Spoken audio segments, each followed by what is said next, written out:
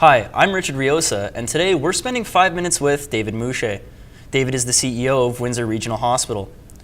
Is Windsor's current healthcare system not working, and why do you think Windsor is in need of a single acute care hospital? No, Windsor's healthcare system is actually working and working well, and it's actually getting better because of the realignment Windsor Regional Hospital and Hotel Dieu Grace Hospital did with respect to hospital healthcare services. We're seeing as two organizations that how we realign services, where Windsor Regional became responsible for acute care services and Hotel Dieu just for subacute care services, is actually going to make the focus on acute that much better, as well as on subacute. The reason we need a new hospital is multifold. Our existing infrastructure, hospital infrastructure, is in dire need of repair and replacement, and the existing footprints just are not viable in today's day and age with respect to hospital infrastructure. So we need things like for retention and recruitment of professionals. They want to come to newer infrastructure. For our patients, right now we have about 20% of our beds are private rooms, while 80% are not private. That needs to be flipped. At least 80% need to be private. Number one, for the comfort of the patient. Number two, for infection control purposes. And number three, we need a better accessible site for our staff and our patients and our families, just from a storage point of view, just from those types of issues, that we need those amenities that the existing sites, with all the renovation in the world, will not get up to today's standards. Okay, what effect do you think a single site hospital would have on this region? It would be huge.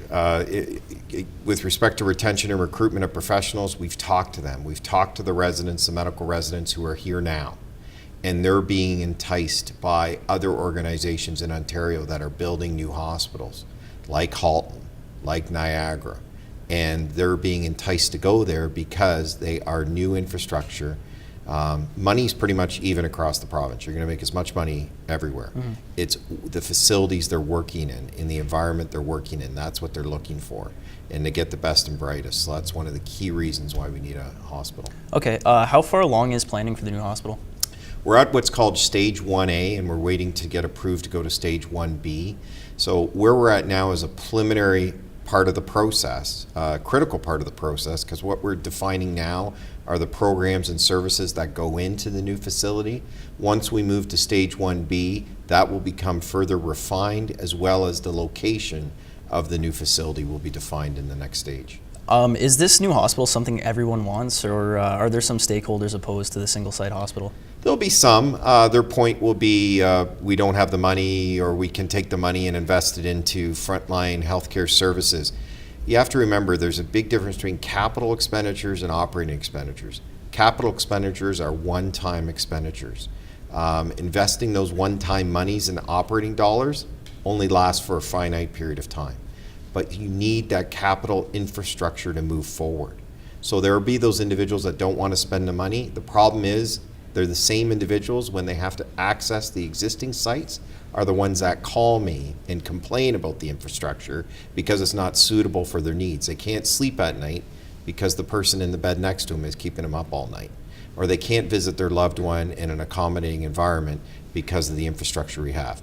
So it's just working with those individuals and explaining to them the need for this, and then the future of the possibility of medical education and medical training, and our footprint in this region and across the province with respect to the medical school plays a large part in moving this forward.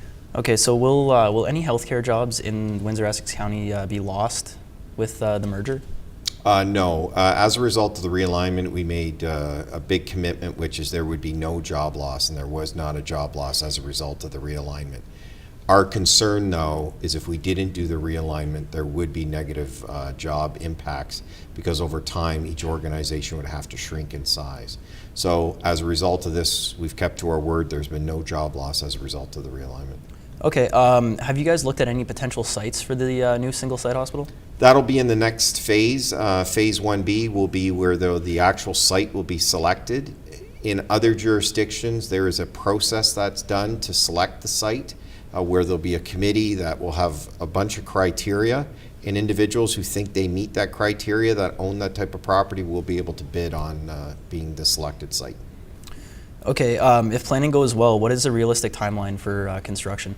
We're looking at a 7 to 10 year timeline for final completion because it will be a greenfield site and not a renovation project. It'll go that much faster because we won't have to be able to renovate and work around existing patients. So about a 7 to 10 year time cycle. Okay, thank you, David. Thank you, Richard. My name is Richard Riosa, and we've just spent 5 minutes with Windsor Regional Hospital CEO David Musyj.